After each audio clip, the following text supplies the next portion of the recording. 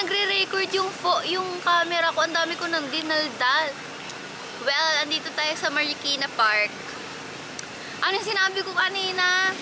Dito kami nag-celebrate kami ng Monster Ray. Medyo low-key lang yung date namin this month. Alam nyo naman, alam ba nila? Well, now alam nyo na, every month, nag-celebrate pa rin kami ng Monster Ray namin. So, celebrate kami dito sa Marikina Park. Yan. Hello, Babsi. So, naisipan niyan dito kami kasi nadadaanan niya to before. And sabi niya, very peaceful daw. And totoo naman, very peaceful naman. So, ulitin natin yung interview na ginawa natin kanina. Bakit tayo dito pumunta? Kasi nga, dahil ano tayo, tight yung wallet. Kaya dito muna tayo sa mga open for public. Hindi kagaya ng mga nakaraan na alis natin, na puro mga gastos. Kunyari, papasok tayo museum, may bayad yun, di ba? Depende pa sa museum. Dito, magpa-park ka lang ng 40, tapos dito ka na sa park. Kasi ngayon mga nakalipas naming Monster Ray, lagi kaming nasa BGC, ganyan, yung gastos namin sa food, nasa 1,200. Ito, ang budget lang namin, 500 pesos. So, ang food namin today ay Master Siomai, Ate Rica's Baksilog, at saka Zagu.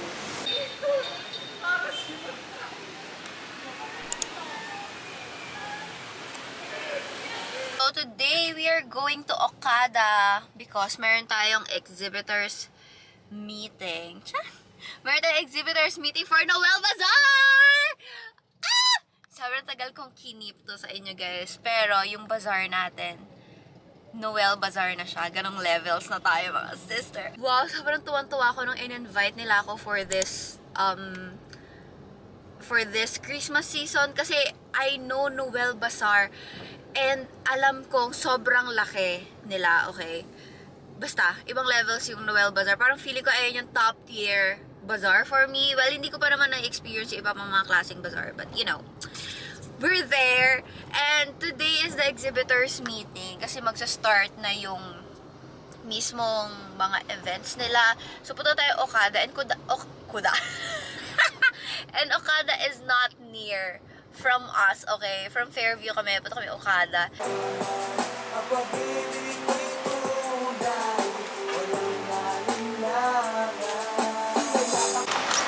Bye!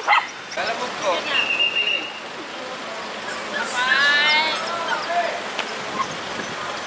Uy, wala ka ng kampi dito. Hindi na matagal pa naman yung pula eh. Parang kumalit mga adobo. Bye po! Bye-bye!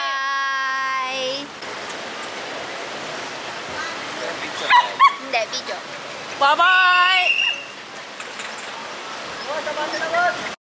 Zozo. Cho-cho.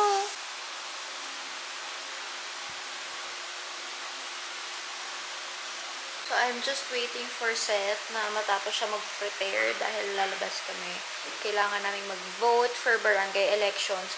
I'm sorry, wala akong mic right now, so baka naririnig niyo yung electric fan. But yeah, that's what we're gonna do today. Nagluto naman na ako ng corned beef just in case na bumabaan si Daddy para kumain na siya. Yung last reset video ko, ang dami nag-a-ask sa inyo kung anong book yung binasa ko about self-discipline.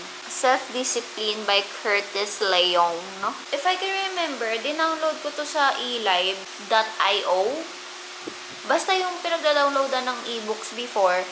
Kaso, nawala na sila. So, hindi ko na alam kung paano kukuha ng e-books online. Meron sila ngayon bagong website. Same name din, elive.io or ezig. Pero kailangan mo na mag-login para makapag-download. Ayaw kasi mag-login ng mga ganon-ganon. Yung lalagay mo yung email mo kung saan-saan. Ayaw ko ng ganon. So, ayun. Another thing na pinagkukuhanan ko ng e-book ay sa Lazada. Dati may nagbebenta ng e-book sa Lazada. Karamihan ng e-books ko, ayan ang madami. Karamihan yan, in-order ko sa Lazada, tapos parang 10 pesos lang isa. So, pag-order ko sa Lazada, sinend niya sa email ko. Kaso ngayon, hindi na nag-i-exist yung seller. Yung seller, hindi na nag-i-exist yung shop. So, hindi ko alam kung paano kukuha ng mga bagong e-book. Ibang ano siya.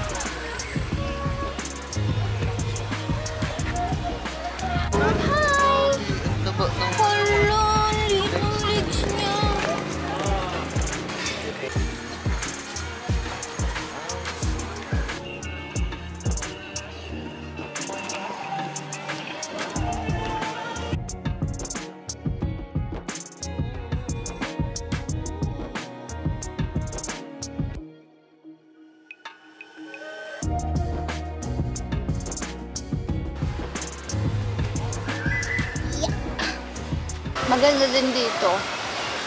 Madami silang basurahan. Ay, no, tira mo. Dami. Dito pa lang. Tapos pati sa trail ng mga dinadaanan natin kanina. Lagi din may basurahan. Kaya din siguro malinis. Hindi na igpa yung SM. Kasi nawalan tapos ko. Hindi na igpa yung SM na walang trash ka. Tsaka nakapagod siya mga B. Kalahati pa lang yun na pupuntahan namin. Ito na, sumuko na ako. Hindi na ako nakakausap kanina. Actually kasi andito na kami sa point ng life namin na mas na-enjoy namin yung ganitong mga scenery. Nature. One with the nature. O, di ba may tiktilaok pa. May sound effects pa ta. Ayun. Siyempre na-enjoy pa rin namin yung mga sine or mga mall. Pero kasi parang kung papipiliin lang, kung ito, nasa choices, mga gato kayo pupunta. Galing kami yung botohan kanina eh. Bumoto kami for barangay elections. Eh, medyo malayo na kasi kami from dun sa barangay namin before. Kasi magka-barangay lang din kami dati. And nagulat kami kasi di ba usually kapag presidential elections hanggang alas 6, hanggang alas 5 yung botohan. Ito hanggang alas 3 lang. Ha! Oh! There's a big rat! There's a big rat. Okay, bye. May malaking daga.